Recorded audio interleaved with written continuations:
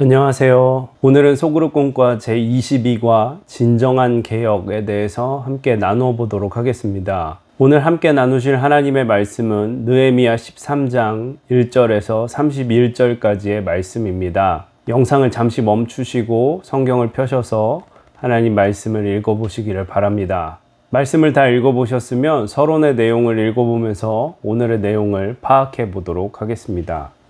느헤미야는 하나님의 도우심으로 52일 만에 예루살렘 성벽을 완성했습니다. 그런데 느헤미야가 잠시 바벨론 왕을 만나러 간 사이 백성들은 과거로 돌아가고 말았습니다. 성전은 더럽혀지고 이방인과의 결혼으로 가정의 정결함이 무너졌습니다. 진정한 개혁은 외적 변화만이 아니라 내적인 변화와 결단이 동반되어야 합니다.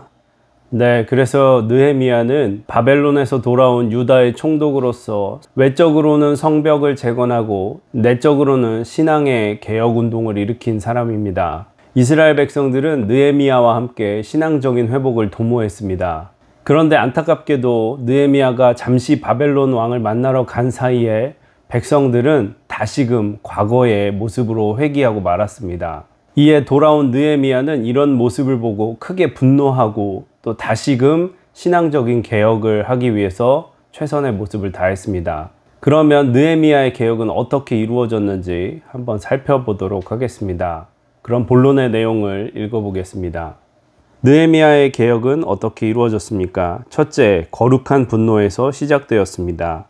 느헤미야가 없는 사이에 제사장 엘리야십은 도비야를 위해 성전에 큰 방을 마련해 주었습니다. 그곳은 하나님께 드릴 제물과 레위 사람들을 위한 곡식 등을 보관하는 장소였습니다. 암몬 사람 도비야를 위해 성전 뜰 안에 큰 방을 마련해 준 것은 하나님의 성전을 사적인 목적으로 악용한 것이었습니다. 이를 안 느헤미야는 도비야의 물건을 깨끗하게 치우게 한 뒤 예배용 그릇과 곡식 제물을 들여 놓으라고 명령했습니다. 개혁은 죄악으로 가득한 이 땅을 향해 거룩한 분노를 품는 일에서 시작합니다. 성전이 더럽혀졌는데도 백성들은 그 일을 방관했습니다. 반면 돌아온 느헤미야는 성전을 정결하게 하는 일에 즉각 착수했습니다. 세상에 죄악이 가득한데 아무 일도 하지 않는 것은 하나님 앞에 큰 죄를 짓는 것입니다. 그래서 느헤미야가 바벨론에서 다시 돌아왔을 때 본 것은 하나님을 위한 성전에 이방 사람을 위한 방을 마련해 준 그런 모습이었습니다. 이것은 하나님께 예배를 드려야 할 성전이 사적으로 사용된 잘못된 일이었습니다. 그래서 느헤미야는 성전이 주님을 예배하는 일에 온전히 사용될 수 있도록 그것을 치우고 정리하는 개혁을 단행했습니다. 이것을 오늘 공과는 느헤미야의 거룩한 분노라고 이야기하는데요. 이 거룩한 분노는 우리의 감정이 아니라 인격적인 하나님께서 죄에 대하여서 진노하심을 헤아리는 것입니다. 그렇기 때문에 이것은 나의 감정이 아니라 하나님 말씀에 나타난 죄를 미워하시고 하나님 말씀에 불순종하는 것들에 대하여서 우리가 하나님의 마음을 헤아려 분노의 감정을 갖는 것입니다. 그래서 이것을 개인적인 감정과 착각해서는 안 되고 오직 하나님 말씀에 의지해서 이런 거룩한 분노를 가질 수 있도록 해야 합니다. 또한 이런 거룩한 분노는 다른 사람을 비판하거나 비난하는 일로 끝나서는 안 되고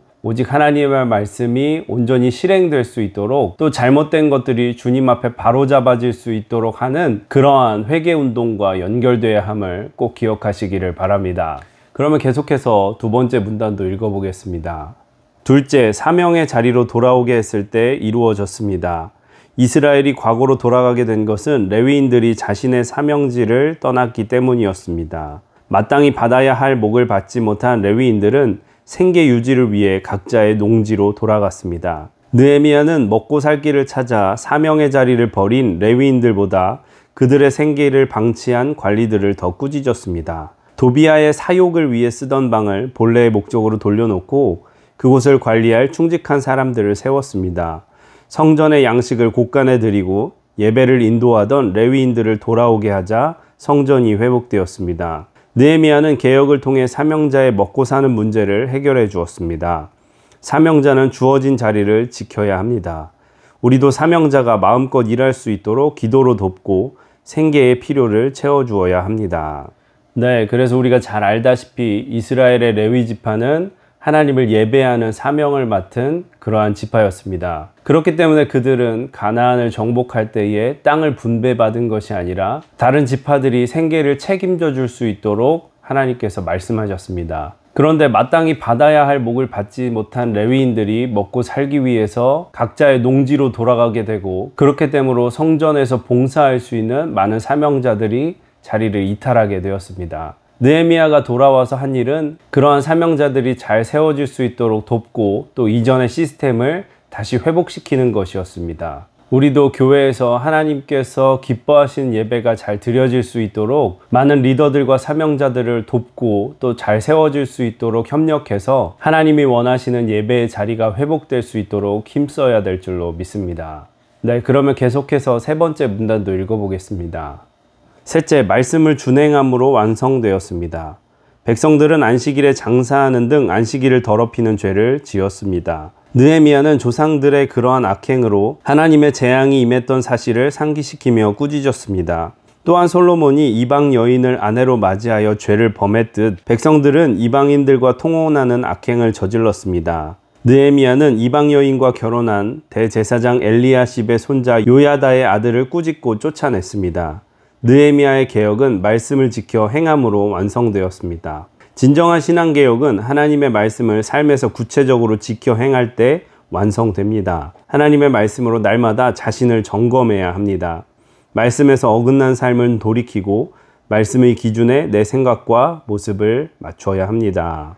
네, 그래서 우리가 믿음으로 산다는 것은 우리가 하나님 말씀에 은혜 받고 감동받은 것으로 끝나는 것이 아니라 그것이 삶으로 이어져서 그 말씀에 순종하고 또 그 말씀으로 살아낸 것에 대한 열매를 맺는 것이라고 할 수 있습니다. 때로는 하나님 말씀대로 사는 것이 어렵고 힘들고 또 이전에 내 육신이 기쁘던 것을 내려놓아야 하는 그런 괴로움이 있을지라도 주님의 말씀대로 순종할 때 우리의 영혼이 회복되고 우리의 삶이 온전하여질 수 있다는 것을 꼭 기억하시기를 바랍니다. 그렇기 때문에 진정한 신앙개혁은 내가 옳다고 믿는 것을 관철하고 성취해 나가는 것이 아니라 하나님의 말씀이 세워질 수 있도록 그것을 위해서 우리의 삶이 주님의 말씀 앞에 온전히 순종하게 하는 것이 진정한 개혁이라는 것을 꼭 기억하시기를 바랍니다. 네, 이렇게 해서 본론의 내용을 다 살펴보았고요. 결론의 내용을 읽어보도록 하겠습니다. 진정한 개혁은 겉과 속의 변화가 동반되어야 합니다. 하나님은 무엇보다 우리의 마음의 중심을 보십니다. 속 사람이 새로워지기 위해서는 늘 말씀으로 자신을 돌아보아야 합니다. 죄악된 모습은 단호히 끊고 말씀을 행하는 삶으로 변화되어야 합니다. 부르시는 날까지 겉과 속이 일치하는 모습으로 사명의 자리를 지켜야 합니다. 네, 이렇게 해서 소그룹 공과 제22과 진정한 개혁에 대해서 함께 나누어 보았고요. 묵상 질문과 삶에 적용하기를 천천히 읽어보시기를 바랍니다.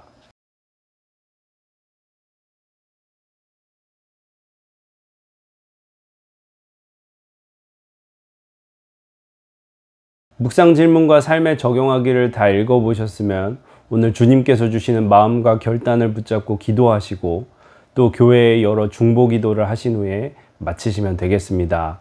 고생 많으셨습니다. 감사합니다.